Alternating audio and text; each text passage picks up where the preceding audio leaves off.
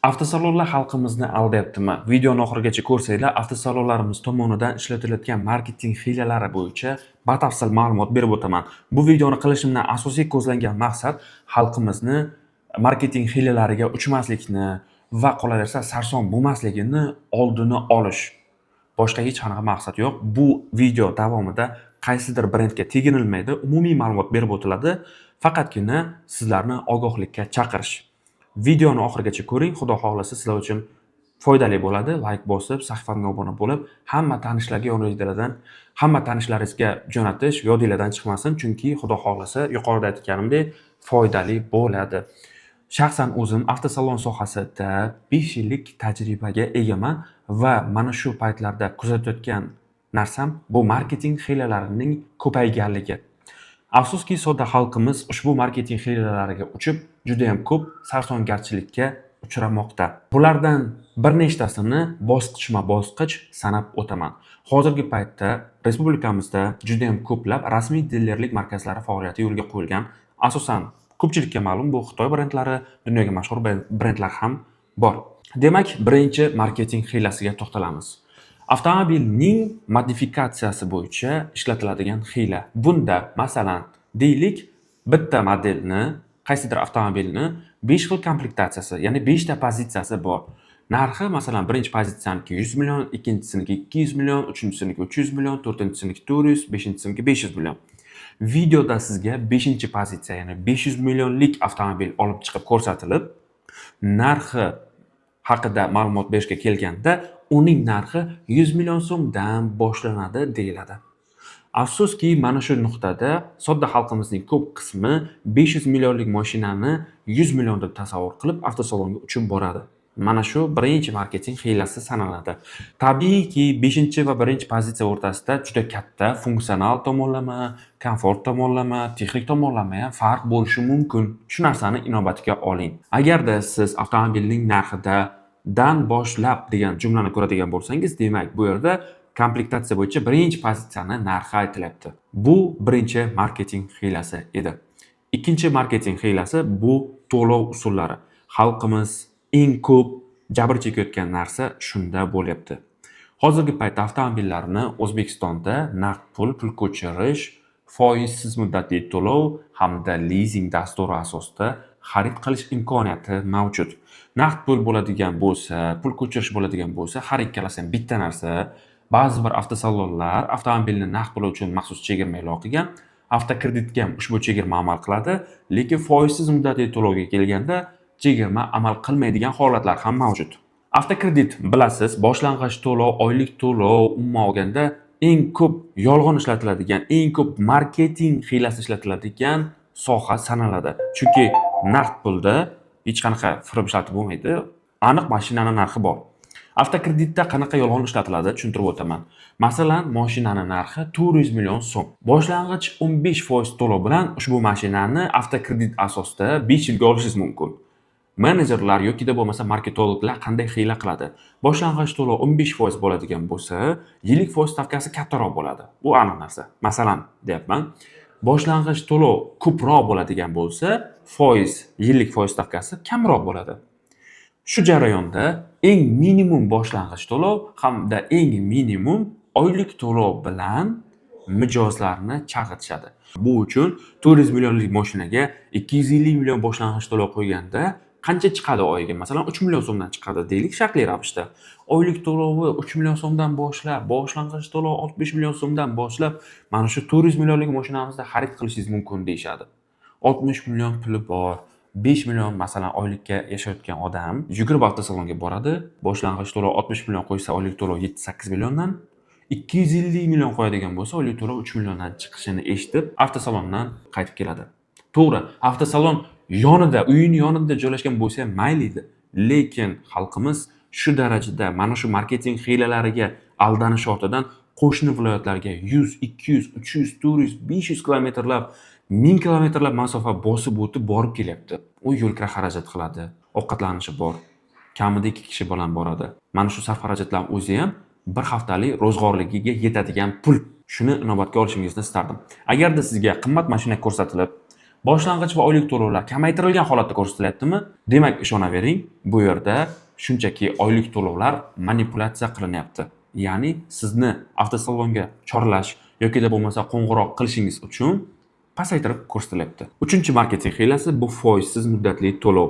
Aynan mana shu foizsiz muddatli to'lov xalqimizning eng nozik nuqtasi sanaladi. Ba'zi bir avtosalonlar bunga halol nasiya savdo deb nom bergan. Men bunga diniy tomonlama umuman urg'u bermoqchi emasman. Uni diniy hukmini ulamolarimiz O'zbekiston musulmonlari idorasi tashkiloti hal qiladi. Lekin avtosalonlar mana shu jumlani ishlatishi hisobiga ham ba'zi bir nuqtalardan noziklik bilan foydalanyapti. Foizsiz muddatli to'lov tartibi o'zi qanaqa? Bank orqali bo'ladi. Siz borasiz, avtosalonni o'zidan muddatli to'lovga olish imkoniyati yo'q. Qaysidir avtosalon qilib berishi mumkin, lekin u ham bank orqali bo'ladi 90% holatda. Avtosalon shaxsan o'zi qilib berish imkoniyati deyarli mavjud emas. Qaysiki tadbirkor chet eldan mashina olib kelib, o'zi olib kelgan bo'lsa, berishi mumkin, lekin rasmiy diler bank orqali beradi. U ham ayrim avtosalonlarga, ayrim brendlarga tegishli. Rassrochka bu Onyx hamda Tracker 2niki bo'lyapti. 30% dan qo'yasiz, 36 oyga, 60 oygacha olish mumkin. To'lov grafiklari agar kimgadir qiziq bo'ladigan bo'lsa, Telegram gruppamda turibdi, bemalol o'tib, ko'rib, tanishib olishingiz mumkin.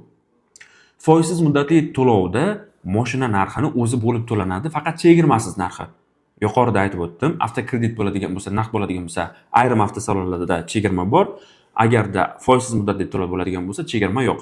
Va ayrim avtosalonlarda chegirma narxi umuman yo'q. O'zini narxi avtokreditga ham, foizsiz muddatli to'lovga ham bir xil bo'lishi mumkin. Bunaqa holatni to'g'rirog'i ko'rganimcha yo'q. Mana shu to'lov usuli bo'lmasa ham mijozlarni reklamalarda blogerlar orqali yoki bo'lmasa video kontentlar orqali o'z sahifalarida yoritib borishyapti. Hiylani eng nozik nuqtasi nimada? Masalan, ular o'zlarida bo'lmagan to'lov usuli bilan mijozlarni jalb qiladi. Siz o'sha videoni ko'rib borasiz, borgan paytingizda ularni aytadigan eng zo'r gapi: "Aka, hozir mana rassrochkamiz yopildi, yo 1 soat oldin yopildi, yo kecha yopildi, yoki umuman olganda yopildi, xullas kalom. Avtokredit bor xohlasangiz yoki naqd pulga olishingiz mumkin." Mana shu eng yomon, katta sarsongarchilikka, mijozlarning e'tirozlariga sabab bo'layotgan holatlardan bittasi sanaladi. 4-marketing hiylasi bu lizing. Lizing dasturi o'zi nima? Bu haqida ko'p video kontentlar qilganman. Lizing maxsus bir kompaniya bor. U avtosalondan, to'g'rirog'i rasmiy dilerdan avtomobillarni sotib oladi o'zining nomiga va mijozlarga qayta sotadi. Lizing dasturini olgan paytingizda mashina kompaniyaning nomida turadi. Siz soddaroq aytganda ijara shartnoma qilib u bilan tuzasiz va mashinani boshqarasiz. Mashinani to'lovlarini amalga oshirib bo'lganingizdan so'ng mashina sizning nomingizga o'tadi. Ba'zi bir holatlari bor. Masalan, boshlang'ich to'lov lizing kompaniya tomonidan belgilanadi. O'sha belgilangan summani to'laydigan bo'lsangiz, qolgan qismini sizga foizsiz berishi mumkin, lekin u jarayonda unga to'lanadigan, to'g'rirog'i lizing kompaniyaga to'lanadigan komission to'lovlar bor, mayda-cho'da to'lovlar bor. Shuni hisobiga avtokreditdan ham qimmatga tushib ketadigan variantlari bor. Avtosalonlar nima qilyapti? Bizda foizsiz muddatli to'lov bor deb, halol nasiya savdo bor deb lizing dasturini orqasiga yashiryapti. Afsus, afsus, afsus. Bu hiylaga o'chayotgan xalqimiz vakillari ham juda ko'p. Agarda siz yuqorida aytib o'tgan marketing hiylalaridan qaysidir biriga o'chgan bo'lsangiz, albatta izohlarda yozib qoldiring. Eng so'nggi marketing hiylasi bu bonuslar bo'lyapti. Ya'ni avtomobilga qo'shib beriladigan qo'shimcha jihozlar. Tonirovka bo'lishi mumkin, parok deyiladi, masalan, crossoverlar bo'ladigan bo'lsa, propan gaz balon uskunalari bo'lishi mumkin, yoki bo'lmasa polik tashab beramiz, chexol qilib beramiz, hokazo narsalarni sizga avtomobil xarid qilganingizdan so'ng bonus tariqasida taqdim etamiz degan reklama roliklariga ko'zingiz tushgani aniq. Shu jarayonda ishlatilayotgan marketing hiylasi nimada? Sizga bir nechta bonuslarni aytishadi. Masalan, boshqa viloyatdan keladigan bo'lsangiz, mehmonxona bor, choy bor, non bor, u bor, bu bor, hokazo. Lekin borganingizdan so'ng aytilgan bonuslardan bittasini tanlash imkoniyatiga ega ekanligingizni ta'kidlashadi. Bu ham afsuski achinarli holat. Propan gaz qo'yib beramiz, tonirovka qilib beramiz, evakor poligini qo'yib beramiz, polni bak benzin qilib beramiz. Undan tashqari chexol qilib beramiz, tuyiz o'tkazib beramiz deb hamma bonuslarni aytishadi-da, borganingizdan keyin aka bitta tonirovka yoki bitta setkani tanlash imkoniyatiga egasiz deyshadi. Mana bu bo'yicha iste'molchilar huquqlarini himoya qilish Jamiyatlari Federatsiyasiga eng ko'p shikoyat va e'tirozlar bildirilgan. Mijozlar norozi bo'lib, "Man boshqa viloyatdan ana shu avtosalon aytgani uchun bordim, avtomobil xarid qildim, lekin menga aytilgan bonuslar qilib berilmadi" degan e'tirozlar juda ko'p. Men qaysi brendlarda ekanligini ham bilaman, lekin aytishni istamayman. Shu uchun qaysidir avtosalon sizga bir dunyo bonus aytayotgan bo'lsa, bilavering, ishonavering, undan faqat bittasini tanlash imkoniyatiga ega bo'lasiz. Farqli ravishda qaysidir avtosalon hamma bonuslarni bir mijozga qilib berganini ko'rsatsa, haqiqatan real holatda bu ham 50-50. Yoki hammasini qilib bergani haqiqatan rost, yoki bo'lmasa bitta mijoz yasalgan holatda chiqarilyapti, qolganlarini qarmoqqa aylantirish uchun. Taqdim etilmoqchi bo'lgan ma'lumotlar shulardan iborat edi. Siz yuqorida sanab o'tganimdek qaysi marketing hiylasiga aldangansiz? Izohlarda yozib qoldiring.